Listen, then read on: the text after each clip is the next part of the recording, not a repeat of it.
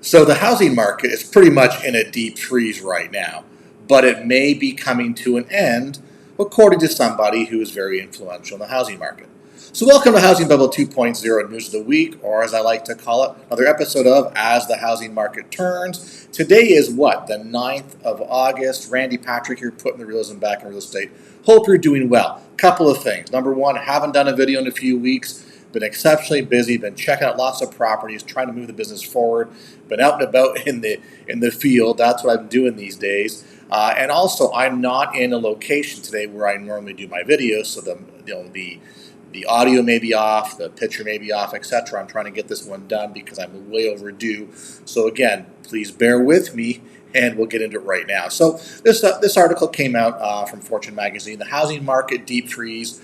The Fed successfully froze home prices for 1 year. So we go back in time. If we go a little over a year ago, it was June 2022. The Jerome Powell, the chairman of the Fed, basically said that they needed to reset the housing market for a number of different reasons. Right? He wanted first-time home buyers to be able to buy, make sure we have trade-up or trade-down buyers. He wanted more flexibility in the housing market, and the only reason, and the reason I guess, or the way he was going to do that, was to raise interest rates to essentially, combat inflation and essentially bring upon change. Well, here's what's gone on right now. We've basically had a market that got, slowed down to a crawl. Basically, interest rates went from the, high twos, low threes, up into the high sixes, low sevens, and basically the market is at a stalemate. I call it like it's a deep freeze, ice age, the whole bit. That's what's going on right now. And to sort of prove that point, we're going to talk a bit about today, which really is the Case-Shiller information, because the end of July, Case-Shiller, so that it comes out the last Tuesday every month, and that's why I'm a little bit late getting this to you guys by about 2 weeks here. But the whole point, though, is that year-over-year home price growth goes negative for the first time since 2012. So we actually had a month where the year-over-year growth went negative. Now, albeit 0.5%, it's not huge, but again, we have to start someplace. So the funny thing about how these indices all work is that you've got, month over month increases on the Case-Shiller. So we're talking May 2023. Now, Case-Shiller typically runs 2 months behind with respect to how they report and tell us what's going on. So even though we were at the end of July, early August, we're talking about May 2023 Case-Shiller information. So ultimately what happened is the National Home Price Index, the 10-city composite index, the 20-city composite index all increased very slightly, like under a percentage point each, from April to May. But the year-over-year, May 2022 to May 2023, actually reduced by 0.5%. So it's kind of weird that in some instances we could say, oh, home price actually went up, or oh my goodness, home price actually went negative. So it depends on your perspective. And that of course will be spun however the media or the housing narrative wants to spin that. So please keep that in mind. So I actually kind of laugh. So ultimately, in the end, the guy who was the co-creator of the index, which is Robert Shiller, he said, part of what's happening in the increase is home price is just seasonal. It's the summer, and it's typically going up in the summer. So yeah, we typically have the summer selling season, which really starts around May, June, July, May, tail off in August. Ultimately, people want to list their houses, buy and sell, get closings done in those 2 months, 3 months time frame to relocate, get their kids, locked into school, stuff like that. That's what goes on in the environment. We typically have 3 mini cycles or mini sort of swings during the year as far as I'm concerned with respect to housing. This is typically the big one where most of the activity actually takes place. That's what we actually go forward. Now, if you want to go right to the Case-Shiller information, basically it's saying, hey, it repeats the gains in May. So there was some subtle gains, again, month to month in April. The repetition happens in May. Don't get too excited about this. Ultimately, on a trailing 12-month basis, the National Composite Index is 0.5% below its May 2022 level, with the 10-city and 20 composites also negative on a year-over-year basis. Okay, that's the year-over-year, which is typically what I look at. If you want to get granular, we're seeing, again, before the seasonal adjustment, after seasonal adjustment, we're hovering around the 1.0 or less than 1.0 month over month from the previous month, April, to the current month of analysis, May. So again, not getting too excited there about what's happening. You can see the chart, obviously, the swing, the low swing, the high swing in the middle, previous housing bubble, low swing, trough, then we can see we've gone big time up 2021, 2022, and we've come down with where things are going to actually go negative with respect to this past month. Very interesting. So this is the sort of graph from 1987 going forward. Obviously, middle hump is 2006 peak. We got the trough kind of in the in 2/3 of the graph there, and then we've got our peak in 2022. A little bit of a slowdown, a little jump there where we are today. So you can see how that plays out. Interesting how Case-Shiller, this is pretty much what people look at. Again, July 2006 was the previous peak. February 2012 was the lowest point in the trough.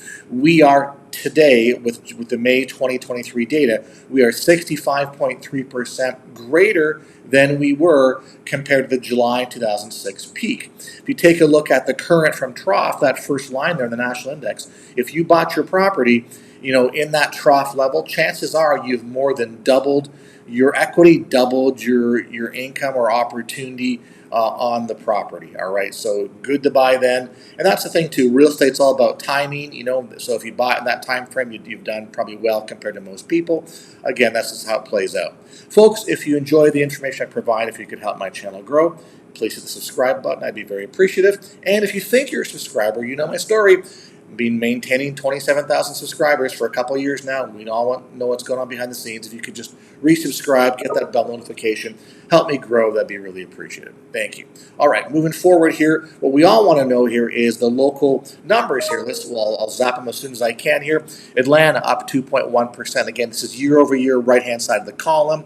Boston, 0.2%. Charlotte, 2.3%. Chicago, 4.6%. Cleveland, 3.9%. Dallas, negative 3.8. Denver, negative 4.9. Detroit, 2.1. Vegas, negative 7.8. Los Angeles, negative 3.1. It looks like Miami, 3.4%. Hey, and again, a few months ago, Miami was trekking at over 30%. So we're seeing a real decrease now in year-over-year appreciation components. Minneapolis, 0.3%. New York, 3.5%. Phoenix, negative 7.6%. Portland, negative 5.1%. San Diego, negative 4.2%. San Francisco, negative 11%. Seattle, negative 11.3%. Tampa, just 0.07%. Washington, negative 1.1%. So we really actually, this is the 20-city index right here. We basically have a 50-50 level. Half the cities, the metros in the composite 20-city index are losing value. They're actually negative year over year. The other half still have maintained a positive outlook on year over year, albeit very small. What's the winner? Chicago at 4.6. So you got Chicago, Cleveland, Detroit posting some better numbers. Well, here's the thing about those three areas. That's Midwest, Rust Belt area. I can tell you that those locations have been hurting the past few years anyway. So they've already lost. If they're coming up a little bit, it's a little bit of recovery, albeit, again, in this time where things tend to grow a little bit more with respect to housing. The rest of locations like Boston, 0.2, Tampa, 0.7. I mean, we're looking at, Minneapolis, 0.3. So these are not numbers that are anywhere outstanding. They're just scraping by a very, very little, very modest increase in home value, equity position, etc. You got the double digits being San Fran, Seattle at over 11 each. So we're going to see more of that. That's your metro markets. There are other markets across the country that are doing double digit worse as well too, like Austin, like Boise, like whatever. They just don't hit and become part of the 20 indice or 10 city composite index that we got going on here. But you can see that, what used to be, I remember, a year ago, I was Phoenix 30%, Tampa 30+%, Miami 30+%. All these locations have taken a big change with respect to what's going on in the marketplace. So you got to keep aware of that. Don't be fooled by the narrative.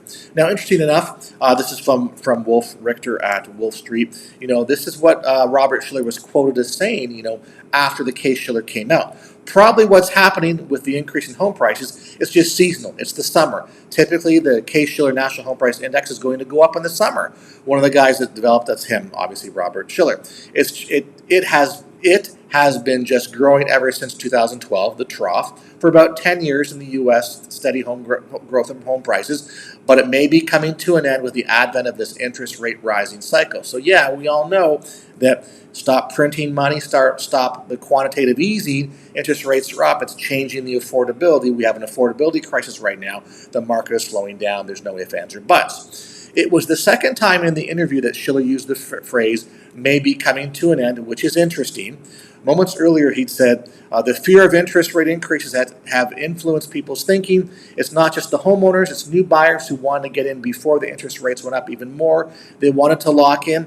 So that's been a positive influence in the market, but it's coming to an end, he said. So let's be clear here, is that, yeah, the market is manipulated. There's no lying about it. The market was manipulated back in the first housing crisis. It was completely manipulated and controlled during the trough and the recovery component of the market cycle. We're back at it right now. This is kind of a false market. We should have already lost. We should have already been down, but it's being propped up by the Fed. Now, they're past monetary policies. Now we're looking at, okay, we're keeping interest rates high. We'll see who's going to take a bath on this. So in the end, what happens is the losers in this ballgame are first-time home buyers, people who want to trade up.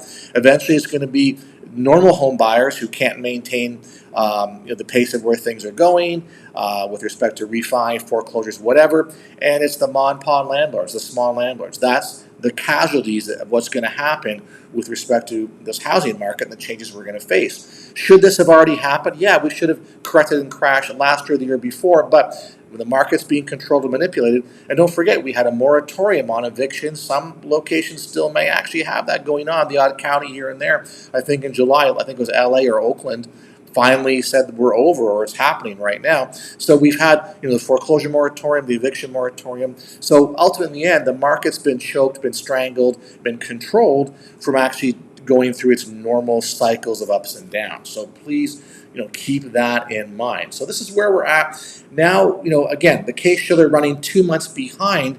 What we're going to see is June, July. Now we're physically in August right now. We're going to see how it plays out once once school starts. So school is starting this week here in Florida, many locations. Obviously, other parts of the country, we're going to see school starting after Labor Day. Last year in 2022, we saw a decrease happening at that point in time. I expect to see a similar decrease in values, in price points, maybe some more activity on listings and sellers changing prices, lowering them to make them more affordable, and we'll see how it plays out. That's what goes on in this market. It is tight, it's tough, I get it, but there's still opportunity out there, okay? If you want to talk opportunity, this is the stuff I'm involved in right now. As I said, I've been busy doing short sales, talking to homeowners, looking at real estate-owned REOs, bank-owned stuff, doing subject to, doing all sorts of interesting things in the marketplace. That's what I've been waiting for the past couple of years, and it's actually happening now. So as much as you may sit there as a home buyer, as a real estate investor, as a real estate agent and say, well, not in my backyard, not happening here, if you delve deeper to what's going on, pull back the veils, you'll see what's really happening. Tons of opportunity out there. We get homes as cheap as we possibly can because we know how to leverage the process and we know how to figure stuff out on the fly. So never pay retail, never pay more than you should. There's opportunity here. There is so much pre-foreclosure, people defaulting, stuff stacking up right now that no one talks about. No narrative explores this. Everything is good, just low inventory, whatever. Ton of inventory is not making it to the surface. Ton of opportunities there. A lot of things going on. This is what you need to look at and move forward, okay? If you want information, give me a shout, send me an email, give me a call. We'll talk about this. So again, quick video. I'm going to get back into doing more videos these days, but as I said, lots of stuff are happening. My work's out in the field, not here behind the camera. So once again, thank you for the views, likes, and comments. Please share the video with your family and friends. If you're not a subscriber, please subscribe. I look forward to speaking with you later on this week. Take care.